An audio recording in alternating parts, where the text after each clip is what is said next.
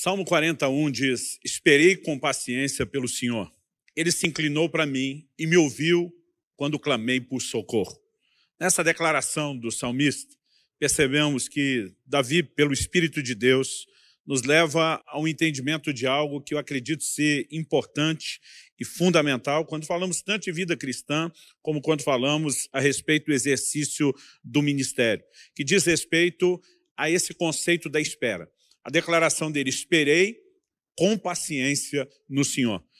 E, obviamente, esse contexto da espera tem a sua recompensa. Ele se inclinou para mim, ele me ouviu quando clamei por socorro. No entanto, apesar de Deus responder a sua oração, não há nenhuma evidência de uma resposta instantânea, de uma resposta imediata. De alguma forma, houve necessidade de espera.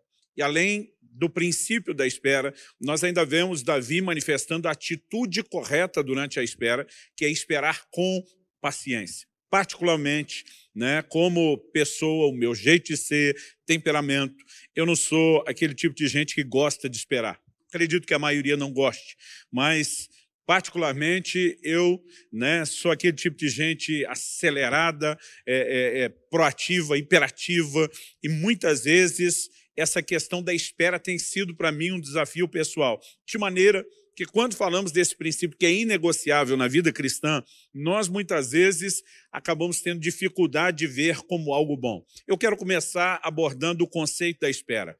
É algo bom ou ruim?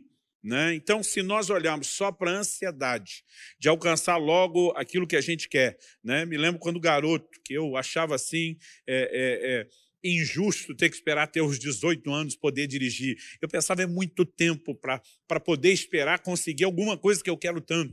E quando nós olhamos por essa ótica da ansiedade de alcançar logo o que queremos, é lógico que a espera sempre será vista como algo ruim.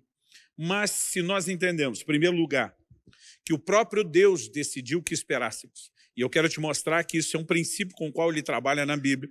E como o Senhor mesmo disse em Jeremias 29:14, eu é que sei os pensamentos que tenho acerca de vós, são planos de bem e não de mal. Então, nós precisamos admitir que se Deus decidiu que esperássemos, nós não podemos tratar disso como sendo algo ruim. Em segundo lugar, se nós enxergarmos o que está por trás da espera, qual é o lucro, o acréscimo que isso pode gerar na nossa vida, então a gente vai constatar que, de fato, é algo bom.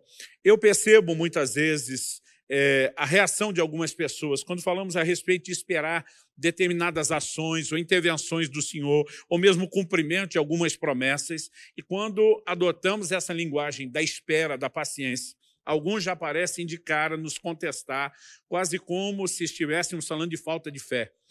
Não estou dizendo que Deus precisa de tempo para tudo que ele vai fazer. Não estou dizendo que a gente precisa esperar para todas as coisas. Mas, normalmente, nós observamos um padrão na própria Escritura, que entre toda a promessa de Deus e o seu cumprimento, há um intervalo de tempo. E alguém disse com muita propriedade que, nesse intervalo de tempo, Deus parece trabalhar mais dentro de nós do que do lado de fora. Antes de entrar, porém, nessa explicação, eu quero te dizer que esperar não é, em absoluto, considerado, na perspectiva bíblica, falta de fé. É lógico que a espera requer paciência.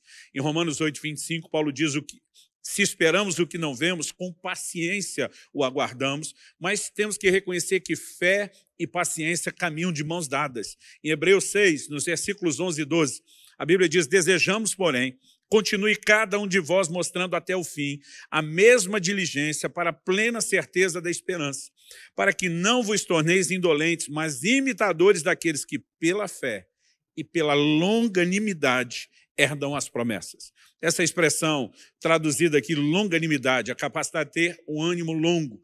Em outras versões, traduzida como perseverança, em outras ainda como paciência, nos revela o seguinte: imitadores daqueles que pela fé e longanimidade ou paciência herdam as promessas. Ninguém vai herdar a promessa de Deus apenas com fé.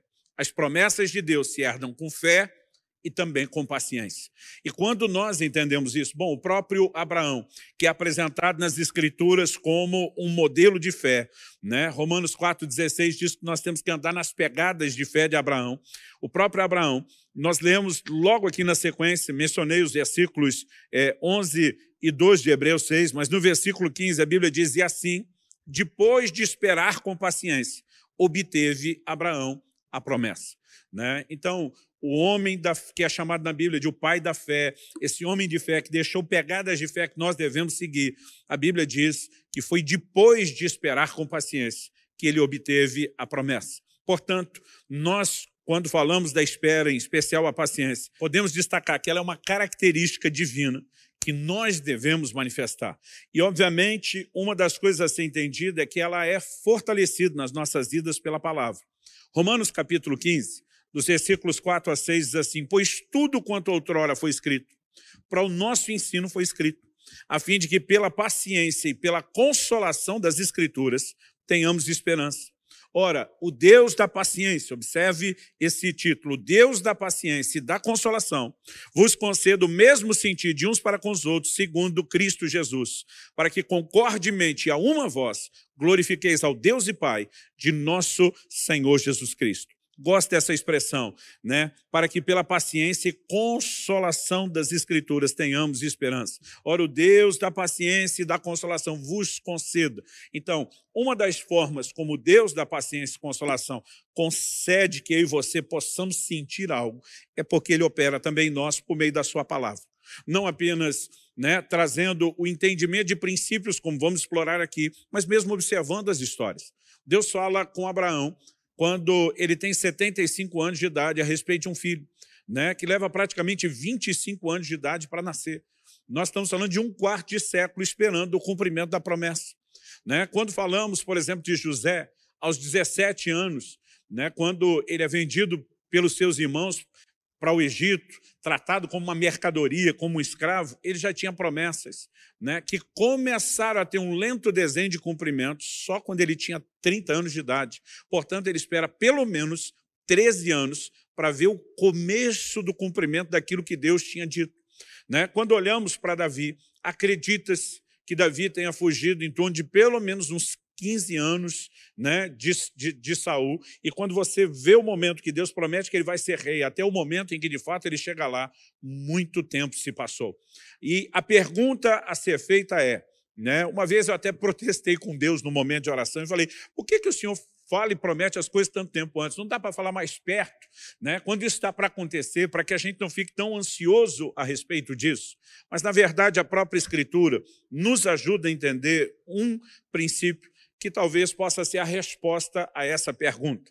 Eu acredito que uma das razões pelas quais Deus começa prometendo muito tempo antes é porque esse tempo da espera nos amadurece, produz em nós resultados. E nós, quando recebemos de Deus uma promessa, não temos apenas a sinalização de onde Ele quer que a gente chegue, mas Ele também coloca diante de nós um processo para que Ele nos prepare para que a gente finalmente, então, chegue lá.